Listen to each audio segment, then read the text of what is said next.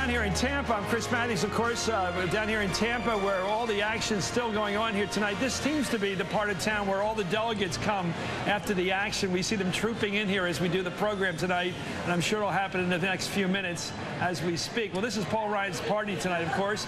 Mitt Romney may have been maybe the main event tomorrow night, but tonight Ryan showed he is, in fact, the heart and soul of this political party.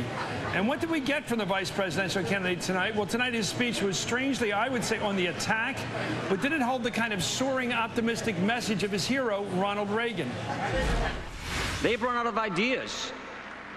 Their moment came and went. Fear and division is all they've got left. With all their attack ads, the president is just throwing away money. And he's pretty experienced at that.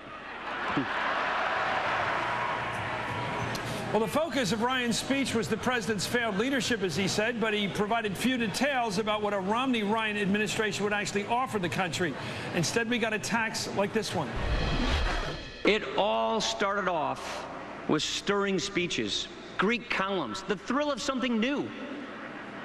Now, all that's left is a presidency adrift, surviving on slogans that already seem tired, grasping at a moment that has already passed, like a ship trying to sail on yesterday's wind. Well, there's also a heavy helping of deceptive language in the speech on everything from Medicare cuts to the closing of a GM plant in his hometown. He accused the president of closing it. The only problem, the plant shut down under George W. Bush. He told the crowd in Tampa that a Romney-Ryan ticket would take responsibility. Well, really? We will not duck the tough issues. We will lead. We will not spend the next 4 years blaming others. We will take responsibility. We will not try to replace our founding principles. We will reapply our founding principles. But not for the closing of that plant in his hometown, apparently. Anyway, in contrast, the other big speech of the night was from former Secretary of State Condoleezza Rice, and it brought down the House with language that is both political and personal. Her speech talked about unifying America, not dividing it, and that's a far different message than Ryan offered tonight. We have a lot to get to tonight, but let me start with the key question this evening for all. What was Paul Ryan's message tonight, and how important is it? Lawrence O'Donnell's, of course, the host of The Last Word here on MSNBC. Michael Steele's a former chair of the Republican National Committee and an MSNBC political analyst. And the Huffington Post Howard Fine is also an MSNBC political analyst. Around the table, gentlemen, don't rush. Say what you thought happened tonight, but let's start with Ryan. Ryan is a certifiable star. I don't care about, for political purposes, for swing voter purposes, every bit of the fact-checking that we've been doing on his speech since he stopped talking is utterly meaningless for the people who are going to decide this election. That's 7% of the electorate. They don't do fact-checking. They go with the gut. The Medicare campaign, he took on as straight ahead as you could expect him to. And here's his Medicare campaign. My mother and my grandmother. And you can talk about all the details you want, but his grandmother on Alzheimer's relying and living on Medicare and being grateful for it. He said he was grateful for it. That's not what we've heard from other Republicans about it.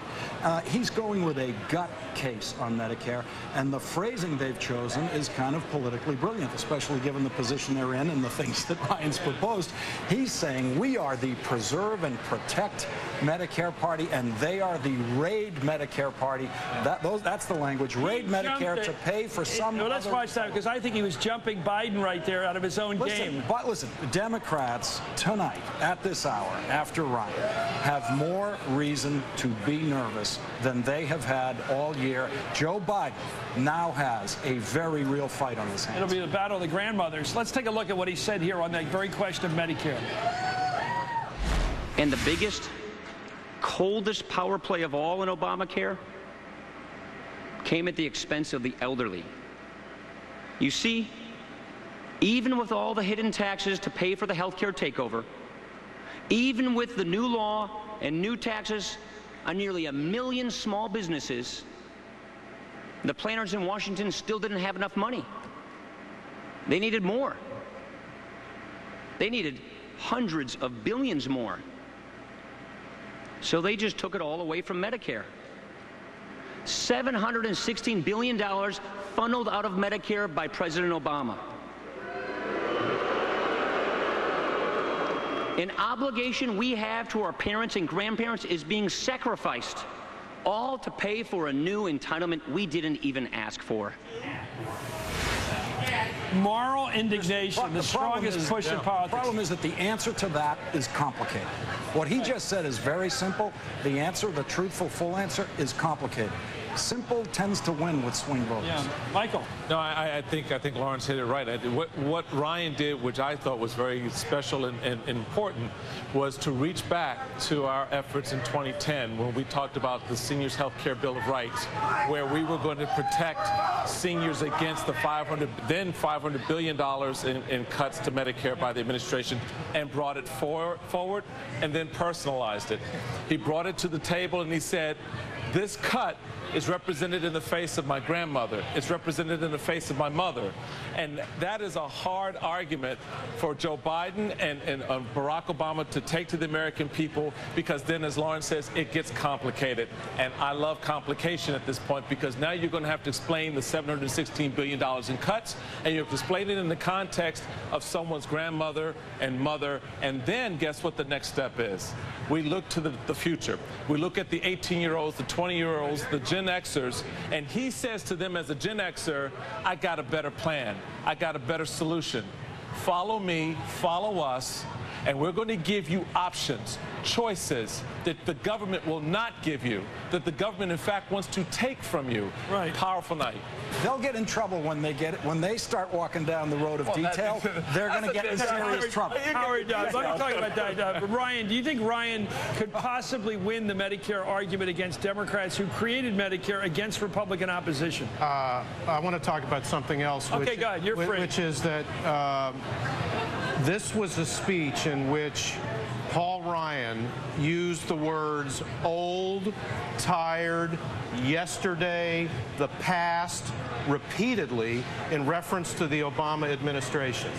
This was an attempt, and I think a very shrewd and successful one, to get leverage on the Obama presidency, to paint Barack Obama himself, who only 4 years ago was the paragon of youth, as the old story, as the old regime. Last year's win. 42-year-old guy, first Gen Xer on a national ticket, saying that the government is not the answer. And so many Americans are suspicious of government, especially younger people, suspicious of government, even as they rely on government. And I thought this was one of the most effective. I know about the facts, and he's wrong on the 716 because he wanted to do the same thing, and he voted no on the Simpson-Bowles Commission, and he was a big spender before he was a deficit cutter. But that appeal he made tonight was one of the most effective political speeches I've seen at a presidential in a convention, and I've been to a lot of them. Especially from a guy in a corner, especially from the guy who's guilty as the Medicare cutter. And once again, Mitt Romney was barely mentioned. Really? Yes, that's a pattern. Once again, that's a pattern. It's a pattern. And if I'm Barack Obama, I'm sitting there saying, I don't like having to take on this guy. Okay, let's look where he voters stepped have their minds made up already. The informed voters know who they're voting for. The people who are going to listen to very simple messages and be vulnerable to 30-second TV ads, that's who's available to this kind of speech. Okay, let's take a look at this. The majority of the speech dealt with the theme of President Obama's disappointing leadership, but here's his message to college students. College graduates should not have to live out their 20s in their childhood bedrooms, staring up at fading Obama posters and wondering when they can move out and get going with life. Everyone who feels stuck in the Obama economy is right to focus on the here and now. And I hope you understand this too. If you're feeling left out or passed by, you have not failed. Your leaders have failed you. You know, the sarcasm in that was so rich. The kid in his room he grew up in, you know, with the pennants on it from college and high school, and there's the Obama Hope poster, and he's stuck there like in prison, Lawrence. That was a shot, but didn't that take a shot at the kid and his hope? And I just wonder who he won with that argument. Well, it's just, you know, behind every one of these sentences, there's a policy that they're ignoring. He said, if you're feeling left out and passed by, you haven't failed. Your leaders have failed you. These leaders are not willing to help anyone who's unemployed, left out, passed by. That's the unemployed. They want to cut those benefits. They don't want to. They want to keep them in the economy, even with unemployment benefits. And so, but it's a very effective line. I mean, there's deception in every one of these lines. Yeah, there are lots of deception there. He spoke in plain language about plain lives in plain places. And he did it very effectively. I think he's a tremendously skilled politician who knows how to seem to be conceding a little bit to the other side. Yes. He says it's an act of gentlemanly concession. And of course, let's admit that the president was handled a difficult situation. And then he proceeds to clobber him for the next 20 minutes. Well, let's talk about total dishonesty here. Let's get away from nuance. Here he is talking about, here's Ryan.